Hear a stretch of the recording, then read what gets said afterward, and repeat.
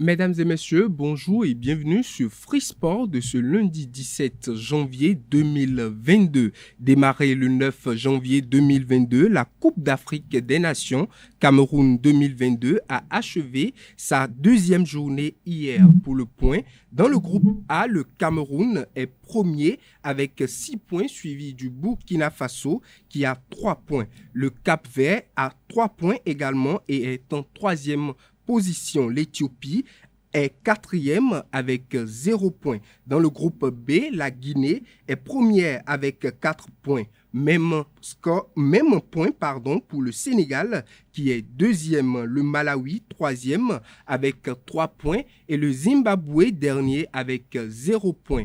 Au sein du groupe C, le Maroc fait un sans faute avec 6 points pour 2 victoires et est en tête. Le Gabon a 4 points pour la deuxième place. Le Ghana est troisième avec 1 point et le Comore est quatrième avec 0 points. Dans le groupe D, le Nigeria est en tête avec 6 points. L'Égypte a 3 points et occupe la deuxième place.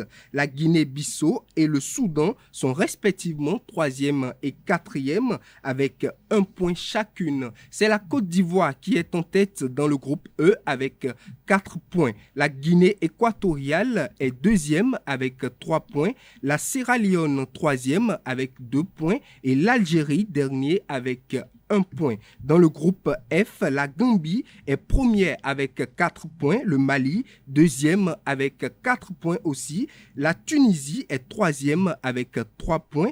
La Mauritanie est dernier avec 0 point. Avant la dernière journée de la phase de groupe qui commence aujourd'hui d'ailleurs, le Nigeria, le Cameroun et le Maroc sont déjà qualifiés pour les huitièmes de finale. Les autres équipes qualifiées vont se dévoiler peu à peu jusqu'au jeudi prochain, fin de la phase de groupe de la Coupe d'Afrique des Nations Cameroun 2022. Revenant à l'actualité sportive nationale, la 14e journée de la Ligue professionnelle de football a connu son épilogue hier sur les différents stades. Parlant résultats, dans le groupe A, Damissa FC bat Cavalier sur ses installations à Niki.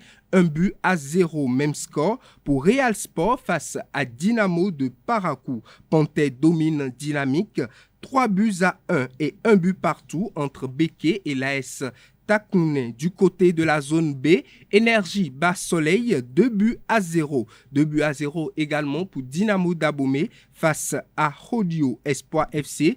Triomphe 1-0 face à l'US Baboni Tonnerre et Loto Popo font le nul 1 but partout. Zone C, l'AS Cotonou trébuche face aux Requins de l'Atlantique 0 but contre 1. UPI ONM plie genou 1 but contre 3 devant Éternel FC. Les cotonculteurs battent les policiers 2-0. Adidja FC fait le nul 1 but partout avec Sitatunga. Dans la dernière zone, la D, Jefa FC a battu la JSP 1-0, match nul entre la Jacques et Ayema, 1 but partout. Asvo bat les Dragons de l'Ouémé 2-0 à Vrancou Omnisport, mort la poussière, 1 but contre 4 face à l'AS Sobemap. À l'issue de ces résultats, Ayema FC reste leader dans la zone D, Coton FC règne dans la zone C, Espoir FC occupe la première place dans la zone B et les Buffles du Borgou sont en tête dans la zone A. Rappelons que nous sommes à 3 journées de la fin de la Ligue professionnelle et à l'issue de ces 3 journées qui viennent, les 4 meilleures équipes de chaque zone vont rejoindre la Super League professionnelle qui va déterminer le champion et le vice-champion pour cette saison sportive. 3-2, c'est le score qui a séparé. C'est le score qui a sanctionné le match d'ouverture du tournoi interpromotion de l'université Esae Bedjoumende s'étant discuté entre l'équipe de la 3e année et celle de la 2e année sur la pelouse synthétique du campus d'Abomey-Calavi. La rencontre s'est soldée sur la victoire de la 3e année par 3-2. Rappelons que le tournoi va s'achever le samedi prochain. Et pour finir cette édition, le président de la Fédération béninoise de gymnastique, Léonide Isidore Baguidi, a énuméré quelques activités du programme de sa fédération pour l'année 2022. Il est au micro de nos reporters. Les athlètes se préparent sérieusement pour qu'en 2022, les premiers mois déjà, nous démarrons en trombe l'année avec déjà un championnat de gymnastique que nous appelons parcours, et ensuite nous allons revenir donc au championnat de gymnastique aérobique. En 2022, nous aurons le championnat africain de gymnastique aérobique, de trampoline et autres. Certainement que le premier championnat africain en parcours sera organisé. Il y a également la Coupe du monde de parcours qui aura lieu à Hiroshima au Japon. Je suis l'invité spécial donc, de cet événement également par la Fédération japonaise de gymnastique. Donc j'y serai. Si les moyens financiers nous le permettaient, une équipe du Bénin, au moins 2 athlètes iront représenter le Bénin à cet événement, dans le souci donc d'acquérir un peu plus d'expérience de haut niveau, dans le souci de s'habituer donc au parcours, donc aux équipements utilisés à ce niveau-là. Il faut dire qu'en 2018, en avril 2018, nous avions déjà participé à un championnat du monde en parcours où nous avons été 10e au classement général. Sur 17 pays, nous avons été 10e.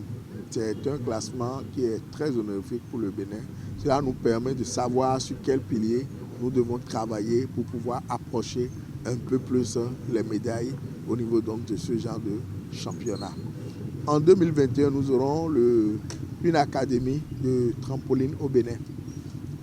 Une vingtaine d'entraîneurs vont participer à cette académie-là, et cela permettra donc de motiver les entraîneurs, de leur permettre d'apprendre et de passer donc un examen pour avoir le cachet de la Fédération internationale comme entraîneur. Voilà un peu les quelques rubriques que je peux aborder dans le plan d'action de 2022. Mais 2022 sera une année où la détection sera de mise, parce que nous avons besoin d'étendre, d'élargir notre vivier en vue donc, de la mise en application du plan de développement stratégique de la fédération que le comité olympique a bien voulu aider les fédérations à élaborer. C'est en cours d'élaboration, ce n'est pas encore terminé, mais ce plan va couvrir 2022-2032. Et vous voyez que déjà en 2022-2032, il y a les Jeux olympiques 2024, 2028 et 2032. Et nous devons tout faire pour saisir au moins une opportunité donc, de participer aux Jeux olympiques, pourquoi pas de chercher à gagner une médaille. Telle est notre ambition. Ça ne sera pas de tout repos. Nous allons redoubler d'ardeur, comme je l'ai dit, pour que tout ça soit fait. Mesdames et messieurs, c'est tout pour Free Sport de ce lundi 17 janvier 2022. Excellente journée de travail à toutes et à tous.